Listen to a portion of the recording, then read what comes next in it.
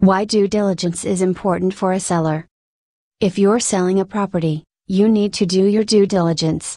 It not only protects you from the unexpected, but the information might help you sway a potential buyer.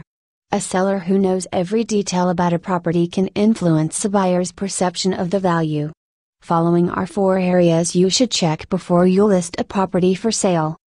Environmental investigation of your property. Regular monitoring should be considered, as it serves as proof that the area is free of harmful contaminants. Deed, survey and legal description. Ensuring that the deed is, in fact, in your name ahead of time will save a great deal of time, money and headaches. There are 2 common reasons why the names on the deed could affect the completion of a sale. Fraud is one example and involves the changing of the ownership on the deed without the proper owner even being aware. Partnerships and incorporation agreements can further complicate the sale of a property. Legal representation may be required in order to distinguish signing authority in these instances. An accurate and updated survey clearly outlines the boundaries of the property and identifies any boundary violations affecting the property. Your fence may, in fact, be on the neighbor's property or vice versa. Identifying discrepancies like this in advance will save you both time and money come closing.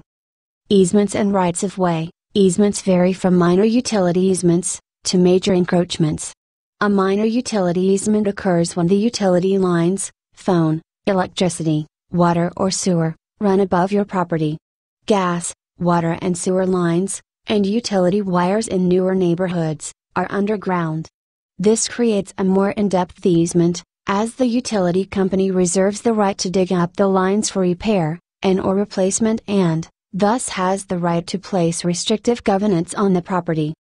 Restrictions and covenants connected to the property. Restrictive covenants affect the value of the property by placing restrictions on a buyer. There may be zoning restrictions that limit the property's development potential. Another type of restriction that could affect the development potential is imposed by utility companies. They reserve the right to access the property, and even dig up sections for the repair and replacement of the lines. This would prevent the property owner from adding structures such as garages, sheds or even fences that could hinder the utility company's access. A buyer who discovers this during his or her own due diligence period, is likely to request a discount on the purchase price. Sellers strengthen their negotiating power, and save time and money, by identifying problems in advance.